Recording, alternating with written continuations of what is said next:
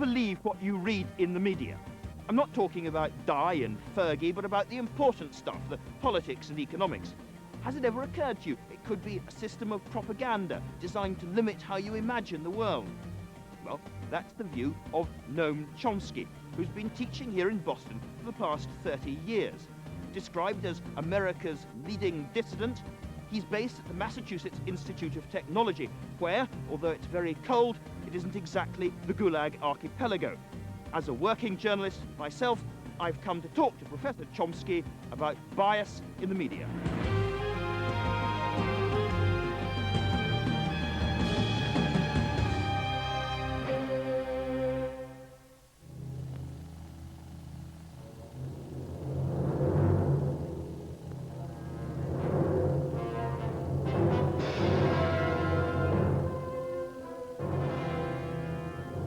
Orwell's nightmare, a place where propaganda rules, where thought is controlled.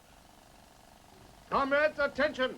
Here is a special bulletin from the Ministry of Peace. It's now a familiar, if chilling, Cold War fable. Most of us would say it's old hat. But is it? The thought police are joining you. The chief job of a newspaper is to inform. To tell people For decades, the freedoms of thought and expression have been central to Western democracy. The media sees itself as free, fearless, stroppy, and for many in power, the press are too strong. So the idea that Orwell's warning is still relevant may seem bizarre.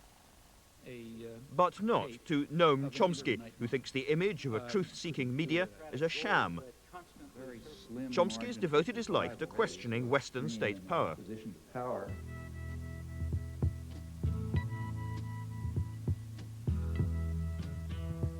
Having virtually invented modern linguistics by the age of 30, Chomsky joined the gathering swell of protest in the 60s. I'm Noam Chomsky. I'm on the faculty at MIT, and I've been getting more and more heavily involved in anti-war activities for the last few years.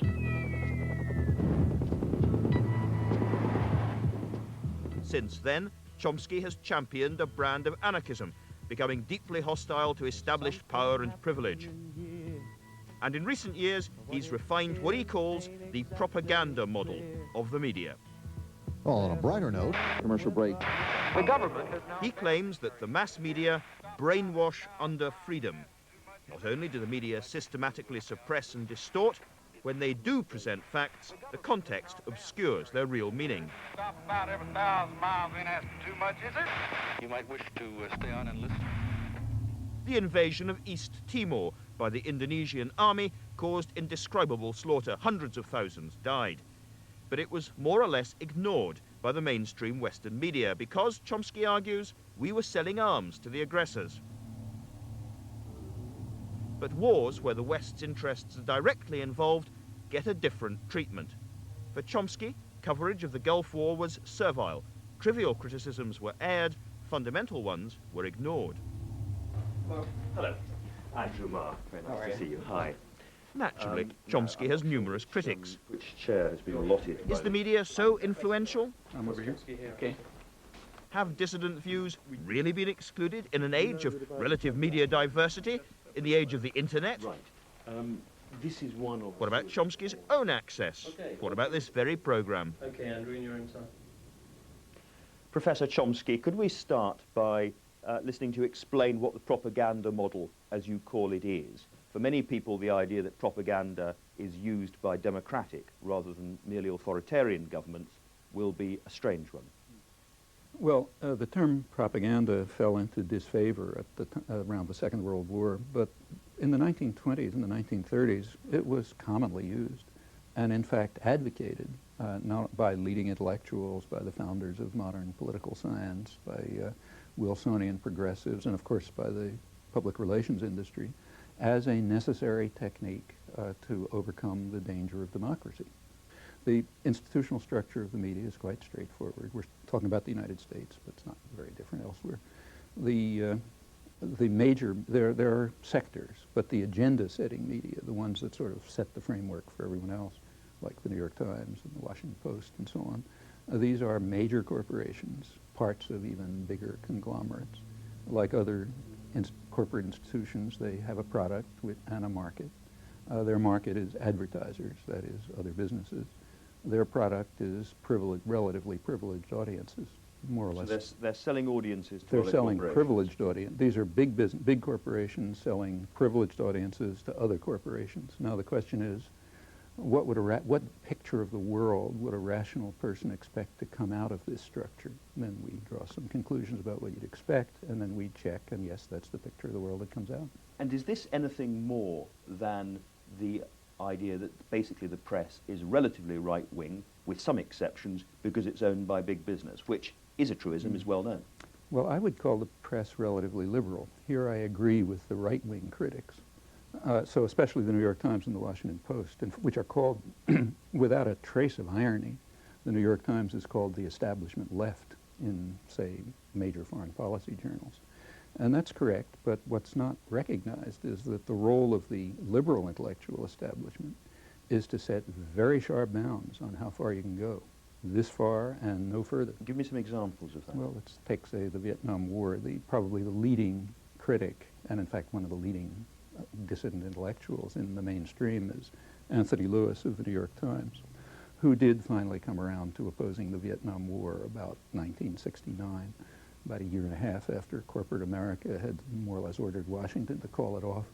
And his picture from then on is that the war, as he put it, began with blundering efforts to do good, but it ended up by 1969 being a disaster and costing us too much. So what would that's the criticism. What would the non-propaganda model have told Americans about the Vietnam War at the same time? Same thing that the mainstream press was telling them about Afghanistan. The United States invaded, first of all, in the 1950s, it set up a standard Latin American-style terror state, which had massacred tens of thousands of people, but was unable to control a local uprising, and everyone knows, at least every specialist knows that's what it was. And when Kennedy came in 1961, they had to make a decision because the government was collapsing under local attack, so the U.S. just invaded the country. In 1961, the U.S. Air Force started bombing South Vietnamese civilians, authorized napalm, crop destruction. Then in 1965, February 1965, the next major escalation took place against South Vietnam, not against North Vietnam. That was a sideshow. That's what an honest press would be saying, but you can't find a trace of it. Now, if the press is a censoring organization, tell me how that works. You're not suggesting that proprietors phone one another up, or that many journalists get their copy spiked, as we say? It's actually, Orwell, you may recall, has an essay called Literary Censorship in England, which was supposed to be the introduction to Animal Farm, except that it never appeared, in which he points out, look, I'm writing about a totalitarian society, but in free democratic England, it's not all that different. And then he says unpopular ideas can be silenced without any force. And then he gives a two-sentence response, which is not very profound, but captures it. He says two reasons. First, the press is owned by wealthy men who have every interest in not having certain things appear. But second, the whole educational system, from the beginning on through, just gets you to understand that there are certain things you just don't say. Well, spelling these things out, that's perfectly correct. I mean, it's the first sentence is what we expand on. This is what I don't get, because it suggests that, I mean, I'm a journalist, people like me are self-censoring. No, not self-censoring. There's a filtering system that starts in kindergarten, it goes all the way through, and it doesn't work 100%, but it's pretty effective. It selects for obedience and subordination, and especially, I think that's so stroppy people won't make it to positions of influence. Behavior problems, or if you read applications to a graduate school, you see that people will tell you he's not, doesn't get along too well with his colleagues. You know how to interpret those things. I'm just interested in this because I was brought up, like a lot of people, probably post the Watergate film and so on, to believe that journalism was a crusading craft and that there were a lot of disputatious, stroppy, difficult people in journalism. And I have to say, I think I know some of them. Well, I know some of the best known investigative reporters in the United States. I won't mention names because I don't want to, whose attitude toward the media is much more cynical than mine. In fact, they regard the media as a sham, and they know and they consciously talk about how they try to play it like a violin. If they see a little opening, they'll try to squeeze something in that ordinarily wouldn't make it through. And it's perfectly true that I'm sure you're speaking for the majority of journalists who are trained, have it driven into their heads that this is a crusading profession, adversarial, we stand up against power, a very self-serving view. On the other hand, in my opinion, I hate to make a value judgment, but the better journalists, and in fact the ones who are often regarded as the best journalists, have quite a different picture, and I think a very realistic one. How can you know that I'm self-censoring? How can you I know don't say that you're journalists self-censoring. I'm sure you believe everything you're saying. But what I'm saying is if you believe something different, you wouldn't be sitting where you're sitting. We have a press which has, seems to me, a relatively wide range of view. There is a pretty small c conservative majority, but there are left-wing papers, there are liberal papers, and there is a pretty large offering of views running from the far right to the far left for those who want them. I don't see how a propaganda model can...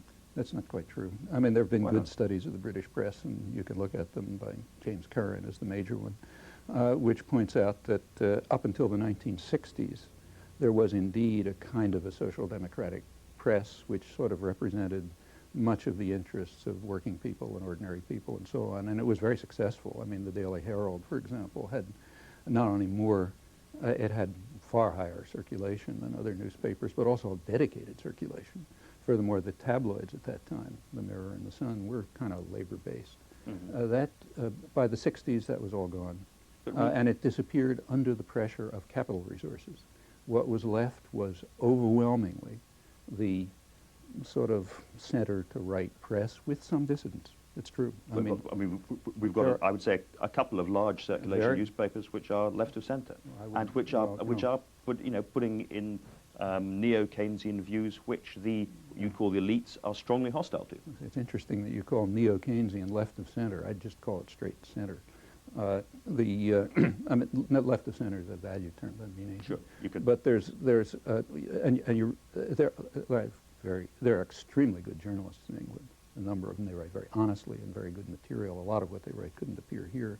On the other hand, if you look at the question overall, I don't think you're going to find a big difference. And the few, there aren't many studies of the British press, but the few that there are have found pretty much the same results, and I think the better journalists will tell you that. In fact, what you have to do is check it out in cases. So let's take, say, what I just mentioned, the Vietnam War. The British press did not have the kind of stake in the Vietnam War that the American press did, because they weren't fighting it.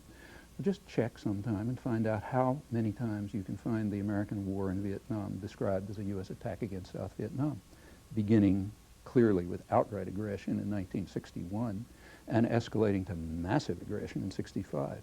If you can find 0.001% of the coverage saying that, you'll surprise me. And in a free press, 100% of it would have been saying that. Now, that's just a matter of fact. It has nothing to do with left and right.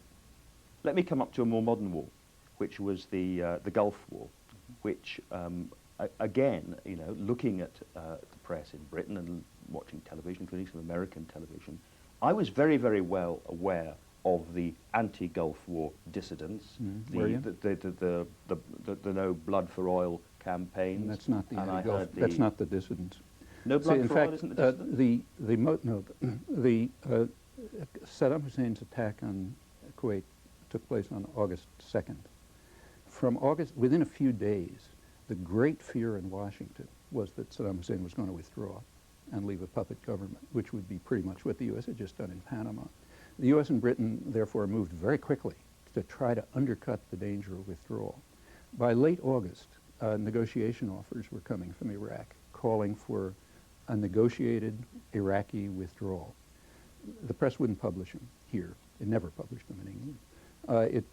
It did leak, however. There was a great debate about whether there should have been a negotiated settlement. No, there was not a debate. There was a debate about whether you should continue with sanctions, which is a different question. Because the fact of the matter is we have good evidence that by mid or late August, the sanctions had already worked.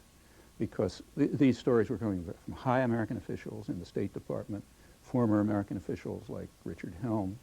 They couldn't get the mainstream press to cover them, but they did manage to get one journal to cover them, Newsday. That's a suburban journal in Long Island. The purpose, obviously, being to smoke out the New York Times, because it's the only thing that matters. It came out in Newsday, and this continued, I won't go through the details, but this continued until January 2nd. At that time, the offers that were coming were apparently so meaningful to the State Department that State Department officials were saying that, look, this is negotiable, meaningful, maybe we don't accept everything, but it's certainly a basis for negotiated withdrawal. The press would not cover it. Newsday did, a few other people did. I have a couple of op-eds on it, and to my knowledge, you can check this, the first reference to any of this in England is actually in an article I wrote in The Guardian, which was in early January. You can check and see if there's an earlier reference. Okay, let's look at one of the other key examples, which you've looked at too, which would appear to go against your idea, which is the Watergate. Watergate affair. is a perfect example. We've discussed it at length in our book, in fact, and Indeed. elsewhere. Indeed. It's a perfect example Now, of the way the press was subordinated to power. But this, In fact, this brought down the president. Let me give you just a minute. Let's take a look. What happened there, here it's kind of interesting because you can't do experiments in history, but here history was kind enough to set one up for us. The Watergate exposures happened to take place at exactly the same time as another set of exposures, namely the exposures of COINTELPRO. Oh, sorry, you have to explain that. It's interesting that I have to explain it because it's vastly more significant than Watergate. That already makes my point. COINTELPRO was a program of subversion carried out not by a couple of petty crooks, but by the National Political Police, the FBI, under 4 administrations. It began in the late Eisenhower administration, ran up till... This is aimed at the Socialist Workers' Party of America. The Socialist Workers' Party was one tiny fragment of it. It began, by the time it got through, I won't run through the whole story, it was aimed at the entire New Left, at the women's movement, at the whole black movement. It was extremely broad. Its actions went as far as political assassination. Now, what's the difference between the two? Very clear. In Watergate, Richard Nixon went after half of U.S. private power, namely the Democratic Party, and power can defend itself. So therefore, that's a scandal. He didn't do nothing happened. Look, I was on Nixon's enemies list. I didn't even know. Nothing ever happened. But nonetheless, you wouldn't say it was an insignificant event to no, bring it was down a president. It was a case where half of U.S. power defended itself against a person who had obviously stepped out of line. And the fact that the press thought that was important shows that they think powerful people ought to be able to defend themselves. Now, whether there was a question of principle involved happens to be easily checked in this case. One tiny part of the COINTELPRO program was itself far more significant in terms of principle than all of Watergate. And if you look at the whole program, I mean, it's not even a discussion. But you have to ask me what COINTELPRO is. You know what Watergate is. There couldn't be a more dramatic example of the subordination of the educated opinion to power here in England as well as in the United States. I know you've concentrated on foreign affairs and some of these key areas, things we've been talking a lot about domestic policy. But, well, I'd like to come on to that because it still seems to me that on a range of pretty important issues for the establishment, there is serious dissent. That's right. Gingrich and his neo-conservative agenda in America has been pretty savagely lampooned. The apparently fixed succession for the Republican candidacy at the presidential election has come apart. Clinton, who is a powerful figure, is having great difficulty with Whitewater. Everywhere one looks, one sees disjunctures, openings. Within a spectrum so narrow that you really have to look hard to find it. Well, can I just stop you there? Because you say the spectrum is narrow, but on the one hand, let me illustrate. We've got flat tax Republicans right the way through to relatively big state Democrats.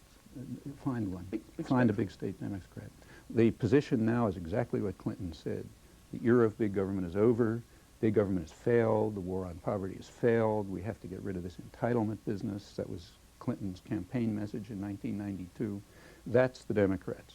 What you have now is a difference between sort of moderate Republicans and extreme Republicans. Actually, it's well known that there's been a long-standing sort of split in the American business community. It's not precise, but it's sort of general, between high-tech, capital-intensive, internationally oriented business, which tends to be what's called liberal, and lower-tech, more nationally oriented, more labor-intensive industry, which is what's called conservative. Now, between those sectors, there have been differences. And in fact, if you take a look at American politics, it oscillates pretty much between those limits. There's good work on this, incidentally. The person who's done the most extensive work is Thomas Ferguson, who's a political scientist here. One more example, which will have some resonance in Britain and Europe, is the great argument over the North American Free Trade Association, the NAFTA argument, where That's an interesting one. if there is something which one could describe as a global opposition movement, that is trade union, environmental, community-based, then it was certainly present in the anti-NAFTA. Shall I tell you what happened? Well, Shall I tell you what happened? All I was going to say is that Wasn't those arguments were well, No. we were well aware of those That arguments. is flatly false. They were not permitted into the press, and I've documented this. I'll give you references if you like. We read all about it in Britain, is all I would No, say. you did not. For example, I'm sorry, let me but ask. we did. Well, let me We ask you. did. Did you read the report of the Office of Technology Association of Congress? Well, Did you read the report of the Labor Advisory Committee? Well, I don't get these Sorry. reports, but No, I read that's- many articles about the I'll tell you what- anti-NAFTA argument. I'll tell you and what some you- very I'm some sorry. very vivid stuff. Well, if you're interested in the facts, I'll tell you what they are, and I'll even give you sources. The NAFTA agreement was signed more or less in secret by the three presidents in mid-August at the time of the right in the middle of the presidential campaign in mid-August. Now, there's a law in the United States, 1974 Trade Act, which requires that any trade-related issue be submitted to the Labor Advisory Committee, which is union-based, for assessment and analysis. It was never submitted to them. A day before they were supposed to give their final report in mid-September, it was finally submitted to them. They were the unions are pretty right-wing, but they were infuriated. They had never been shown this. They had even at the time that they had to write the report, they were given 24 hours to write the report. They didn't have time to look at the text. Nevertheless, they wrote a very vigorous analysis of it with alternatives presented, saying, look, we're not against NAFTA, we're against this version of it. They gave a good analysis. Happened to be very similar to one that had been given by the Congressional Research Service, the Office of Technology Assessment. None of this ever entered the press. The only thing that entered the press was the kind of critique that they were willing to deal with. Mexico bashing, right-wing nationalists, and so on. That entered the press, but not the critical analysis of the labor movement. Well, Now, somehow by process of osmosis or something, I picked up quite a lot of anti-NAFTA arguments on the basis of worker protection, environmental degradation. May I continue? This goes on in the press right until the end. By the end, there were big popular movements opposing it. It was extremely hard to suppress all of this, to suppress everything coming out of the labor movement, out of the popular movements and so on, but they did. At the very end, it had reached such a point that there was concern that they might not be able to ram this through. Now, take a look at the New York Times and the Washington Post, say the liberal media, and the national ones in the last couple of weeks. And I'll tell you, I've written about it and tell you what you find. What you find is 100% support for NAFTA, refusal to allow any of the popular arguments out, tremendous labor bashing. Can I come back to make sure that I understand the point about the liberal press as against the conservative press? Because in Britain, over the last 2 years, politicians I come across are deeply irritated, ranging on furious, about attacks on them in the press, day after day, on issues which have come to be known as sleaze. They feel that they are harassed, that they are misunderstood, and that the press has got above itself, is uppity, and is destructive. That's the message that they are giving to us. Now, are you saying that that whole process doesn't matter, as it were, because it's all part of the same... I mean, when the press, the same thing is true here. When the press focuses on the sex lives of politicians, reach for your pocket and see who's pulling out your wallet. I mean, because those are not the issues that matter to people. I mean, they're very marginal interest. The issues that matter to people are somewhere else. So as soon as you hear, the press and the presidential candidates and so on talking about values, as I say, put your hand on your wallet. You know that something else is happening. But it's been much more than, certainly with us, it's been much more than bed hopping. It's also been about taking money. Corruption, it's been about the corporations paying for corruption, for corrupt judges, fine topic. Corrupt parties? Corrupt parties. Big business is not in favor of corruption, And if the press focuses on corruption, Fortune magazine will be quite happy. They don't care about that. They don't want the society to be corrupt. They want it to be run in their interest. That's a different thing. Corruption interferes with that. So, for example, when I was, let's say, I just happened to come back from India, the Bank of India released an estimate. Economists there tell me it's low, that a third of the economy is black meaning mostly rich businessmen not paying their taxes. Well, that makes the press, because in fact, certainly transnationals don't like it. They want the system to be run without corruption, robbery, bribes, and so on, just pouring money into their pockets. So yes, that's a fine topic for the press. On the other hand, the topics I've talked about are not fine topics because they're much too significant. What would a press be like, do you think, without the propaganda model? What would we be reading in the papers that we don't read about now? I've just given a dozen examples. On every example that, incidentally, you've picked, I haven't picked. I mean, I could pick my own, but I'm happy to let you pick them. On every one of those examples, I think you can demonstrate that there's been a severe distortion of what the facts of the matter are. This has nothing to do with left and right, as I've been stressing, and it has left the population pretty confused and marginalized. A free press would just tell you the truth. This has nothing to do with left and right. And given the power of big business, the power of the press, what can people do about this? They can do exactly what people do in the Haitian slums and hills, organize. In Haiti, which is the most, take that, the poorest country in the hemisphere, they created a very vibrant, lively civil society in the slums, in the hills, in conditions that most of us can't even imagine. We can do the same much more easily. You've got community activists in America. Yes, You've got, I'm not talking about the so-called communitarian movement, but I'm talking about the local community activists and writers all over the place. All over the place. Take, say, a city like Boston. And the way all sorts of people, they don't even know of each other's existence. There's a very large number of them. In fact, one of the things I do constantly is run around the country giving talks. One of my main purposes, and the purposes of the people who invite me, is to bring together people in that area who are working on the same things and don't know of each other's existence, because the resources are so scattered and the means of communication are so marginal that there isn't just much they can do about it. Now, there are plenty of things that are happening. So take, say, community-based radio, which is sort of outside the system. I was going to ask you about that and about the internet, which has certainly got pretty open access at the moment. Well, the internet is like most technology, is a very double-edged sword. It has, like any technology, including printing, it has a liberatory potential, but it also has a repressive potential. And there's a battle going on about which way it's going to go, as there was for radio and television and so on. About ownership and advertising. Right, and about just what's going to be in it and who's going to have access to it. Remember, incidentally, that the internet is an elite operation. Most of the population of the world has never even made a phone call, so that's certainly not on the internet. Nevertheless, it does have democratizing potential.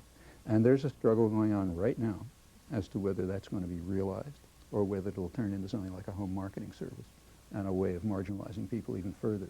That discussion went on in the 1920s over radio, and it's interesting how it turned out. It went on over television, it's now going on over the internet. And that's a matter of popular struggle. Look, we don't live the way we did 200 years ago or even 30 years ago.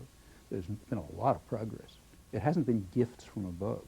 It's been the result of people getting together and refusing to accept the dictates of authoritarian institutions. And there's no reason to think that that's over. You've been portrayed, and some would say occasionally portrayed yourself as a kind of lonely, dissident voice. You clearly don't feel lonely at all. I say nothing like that. I certainly do not portray myself that way.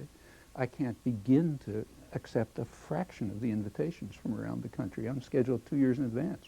And at that, I'm only selecting a fraction of them. And you're speaking to big huge audiences. Huge audiences.